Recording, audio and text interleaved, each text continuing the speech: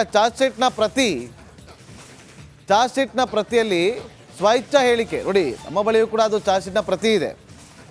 ಆ ದರ್ಶನ್ನ ಸ್ವಇಚ್ಛಾ ಹೇಳಿಕೆ ಅದರ ಕಾಪಿಯನ್ನು ಕೂಡ ನಾವೀಗ ಗಮನಿಸ್ತಾ ಇದ್ದೀವಿ.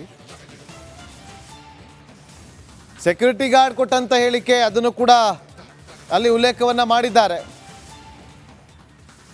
ಆದರೆ ಇಲ್ಲಿ ಸ್ವಇಚ್ಛಾ ಹೇಳಿಕೆಯಲ್ಲಿ ದರ್ಶನ್ ಚಪ್ಪಲಿನ ಧರಿಸಿದ್ದೆ ಅಂತ ಹೇಳಿದ್ದಾರೆ. ಆದರೆ ಅಲ್ಲಿ ರಿಕವರಿ ಮಾಡಿರೋದು ಶೂ ಅಂತ ತೋರಿಸಿದ್ದಾರೆ. ಯಾಕೆ ಆ ಥರ ಮಾಡಿದ್ರು?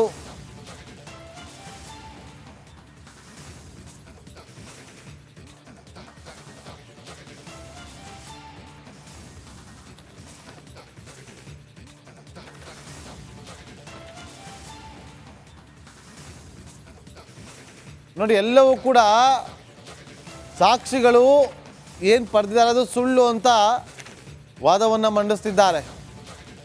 2 ಅಡಿ ಉದ್ದದ ಲಾಠಿ ಇತ್ತು ಅಂತೇಳಿ ಅದು ಸುಳ್ಳು, ಅದು ರಕ್ತದಿಂದ ಕೂಡಿತ್ತು ಅದು ಕೂಡ ಸುಳ್ಳು. ನೋಡಿ ಅವರ ವಾದ. ದರ್ಶನ್ ಅವರನ್ನು ಘಟನಾ ಸ್ಥಳಕ್ಕೆ ಕರೆದುಕೊಂಡು ಹೋಗಲಿಲ್ಲ.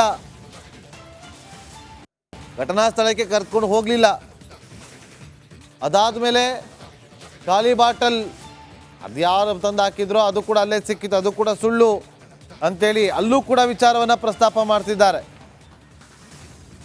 ಎಲ್ಲ ದಾಖಲೆಗಳು ಏನೆಲ್ಲ ಸಿಕ್ಕಿದೆಯಲ್ಲ ಎಲ್ಲವೂ ಕೂಡ ಅದು ಸುಳ್ಳು ಅಂತ ತಿಳಿಸಿದ್ದಾರೆ.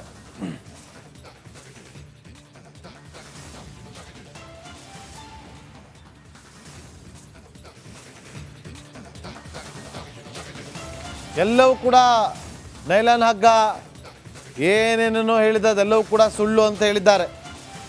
ವಾದವನ್ನು ಅದೇ ರೀತಿಯಾಗಿ ಮಂಡಿಸ್ತಿದ್ದಾರೆ. ಚಪ್ಪಲಿ ಅಂತ ಹೇಳಿ ಶೂ ರಿಕವರಿ ಮಾಡಿದ್ದಾರೆ. ಯಾಕೆ ಪ್ರಶ್ನೆ ಮಾಡಿದ್ದಾರೆ.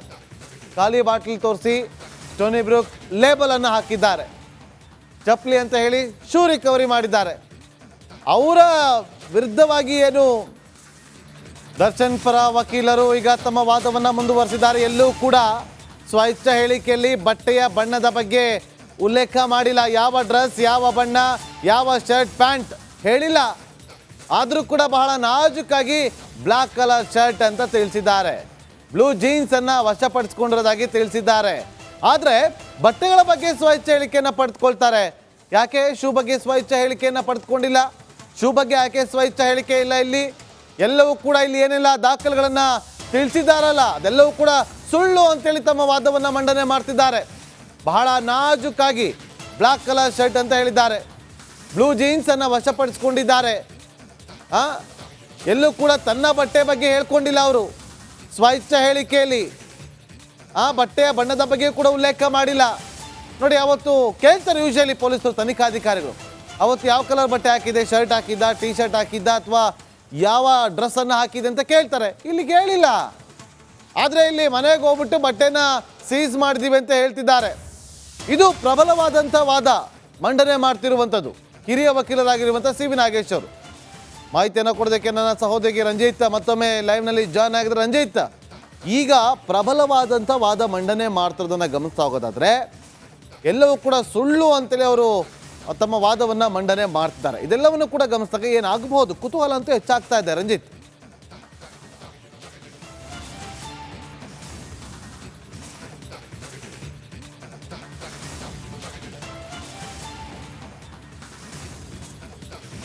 ನಾಗೇಂದ್ರ ಬಾಬು, ಖಂಡಿತವಾಗ್ಲೂ ಕೂಡ ಸಿ ವಿ ನಾಗೇಶ್ ಅವರ ಇವತ್ತಿನ ವಾದ ಒಂದು ರೀತಿಯಲ್ಲಿ ವಿಭಿನ್ನವಾಗಿದೆ. ಸಿ ವಿ ನಾಗೇಶ್ ಅವರ ವಾದವನ್ನು ನೋಡ್ತಾ ಇದ್ರೆ ಇಲ್ಲಿ ದರ್ಶನ್ಗೆ ಬೇಲ್ ಯಾಕೆ ಕೊಡಬಾರ್ದು, ಚಾರ್ಜ್ ಶೀಟ್ನಲ್ಲಿ ಉಲ್ಲೇಖ ಮಾಡಿದಂಥ ಕೆಲವು ಅಂಶಗಳು ಮತ್ತು ದರ್ಶನ್ ಕೊಟ್ಟಂಥ ಸ್ವಇಚ್ಛಾ ಹೇಳಿಕೆಗೆ ಸಂಬಂಧವೇ ಇಲ್ಲ.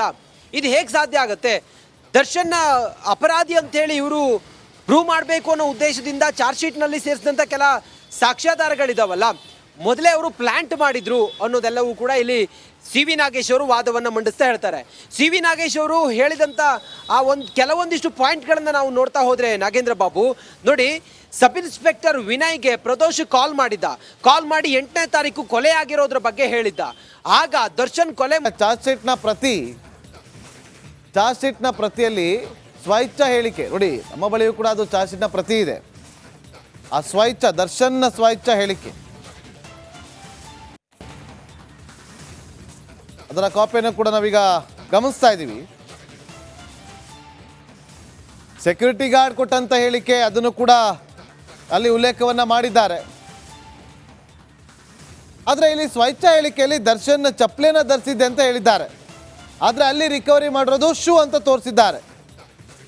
ಯಾಕೆ ಆ ಥರ ಮಾಡಿದ್ರು?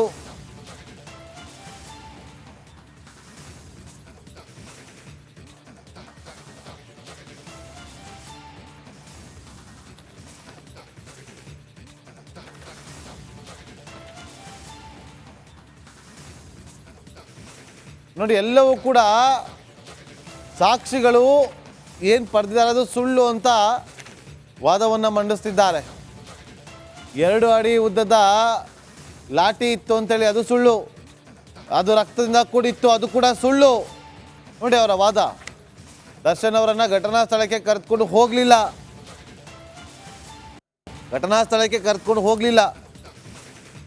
ಅದಾದ ಮೇಲೆ ಖಾಲಿ ಬಾಟಲ್ ಅದು ಯಾರು ತಂದು ಹಾಕಿದ್ರೋ ಅದು ಕೂಡ ಅಲ್ಲೇ ಸಿಕ್ಕಿತ್ತು, ಅದು ಕೂಡ ಸುಳ್ಳು ಅಂತೇಳಿ ಅಲ್ಲೂ ಕೂಡ ವಿಚಾರವನ್ನು ಪ್ರಸ್ತಾಪ ಮಾಡ್ತಿದ್ದಾರೆ. ಎಲ್ಲ ದಾಖಲೆಗಳು ಏನೆಲ್ಲ ಸಿಕ್ಕಿದೆಯಲ್ಲ ಎಲ್ಲವೂ ಕೂಡ ಅದು ಸುಳ್ಳು ಅಂತ ತಿಳಿಸಿದ್ದಾರೆ.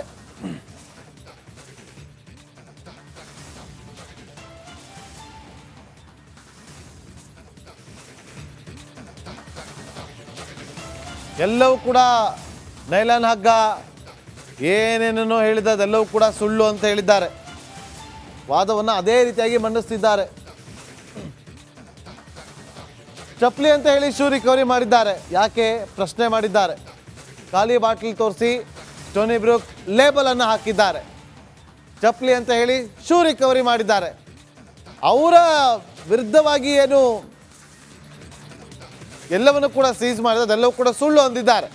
ಪ್ರಬಲವಾದಂಥ ವಾದವನ್ನು ಮಂಡನೆ ಮಾಡ್ತಿದ್ದಾರೆ. ಇನ್ನೂ ಕೂಡ ಕಂಟಿನ್ಯೂ ಆಗ್ತಾ ಇದೆ. ಅದಕ್ಕೆ ಸಂಬಂಧಪಟ್ಟಂತೆ ಕ್ಷಣದ ಅಪ್ಡೇಟ್ ಅನ್ನು ನಿಮ್ಮ ಮುಂದೆ ಇಡ್ತಾ ಹೋಗ್ತೀವಿ ಸಣ್ಣ ಬ್ರೇಕ್ ಆದ್ಮೇಲೆ.